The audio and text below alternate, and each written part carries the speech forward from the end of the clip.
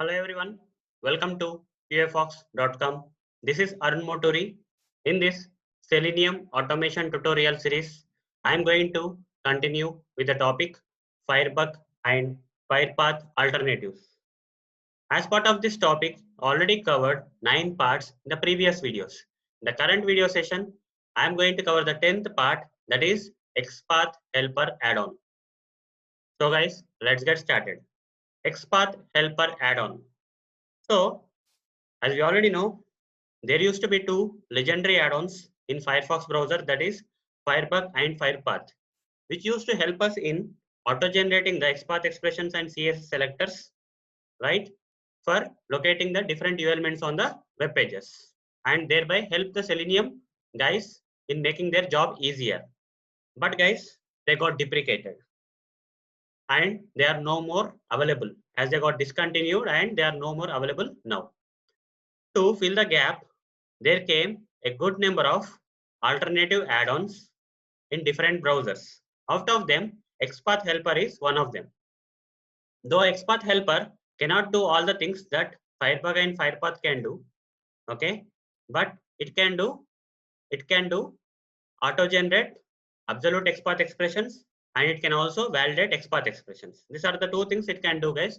So in this current video session, I am going to explain how to install this XPath Helper add-on in Chrome browser. So XPath Helper add-on is only available in Chrome browser, guys. You cannot install XPath Helper add-on in other browsers like Firefox or IE. Okay. If you want to use XPath Helper, you have to install it in Chrome browser. Then in the same session, I am going to practically demonstrate how to auto-generate absolute XPath expressions. It can only auto-generate absolute XPath expressions only, not relative. Okay. Only absolute XPath expressions can be auto-generated by this XPath Helper.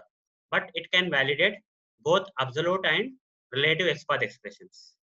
That is, it can confirm whether the given absolute XPath expressions or relative XPath expressions are locating the proper U elements on the page or not. So let me switch to the practical mode and explain all this stuff in a practical way, guys. So open Chrome browser, guys. Now Google search for XPath Helper in Google. Okay, when you Google search for XPath Helper, you will get the first link saying XPath Helper Google Chrome, chrome.google.com details something. Okay, click on this first link. As you can see, XPath Helper has been displayed on this Chrome web store. Okay, now as you can see, there is a button called Add to Chrome. Click on this button. You will get a small pop-up. Just click on this add extension on this pop-up. After a while, you will see XPath Helper has been added to Chrome. Message will be displayed, and also you can see the XPath Helper icon is already added to the Chrome browser. This X kind of symbol will be there on this icon, guys. So close this. Now the same browser, just navigate to some sample application, say omaya.blogspot.com, where you can find good number of U elements on the web page for your practice. Now guys, how to use? Now we have successfully installed XPath Helper add-on in the Chrome browser, right? Now how to use this XPath Helper add-on? We simply need to click on this XPath Helper, guys. On clicking this XPath Helper add-on icon, you will get this query and results. Okay, query and results fields. Now, so when you hover your mouse on any elements, you see nothing is happening. You are not getting any query, any results. Nothing is happening, right? So what you need to do with this XPath Helper add-on is like, after this query and results are displayed after clicking this icon, you need to press shift key on your keyboard. You need to press shift key and hold it. You should not release it, guys. You have to press the shift key on your keyboard and hold it. You see, when I hold it and move my mouse here and there, you see, I am still holding my shift key, guys, and moving my mouse on different U elements. So for example, if I move my mouse here, okay, this text box field and release, I release my shift key, guys. As you see, this got, okay, this got inspected and the XPath, absolute XPath expression for this text field got auto generated here. This is how XPath helpers, okay, XPath Helper add-on can auto generate the absolute XPath expressions. So this is how it does, guys. Okay, now this is a way to auto generate the absolute XPath expressions using this XPath Helper add-on. Now clear this stuff, guys. You can also use this functionality of XPath Helper to validate your XPath expressions. For example, guys, you want to right click on this button and say inspect, so that HTML code of this button will be displayed. By looking at this HTML code, we'll manually create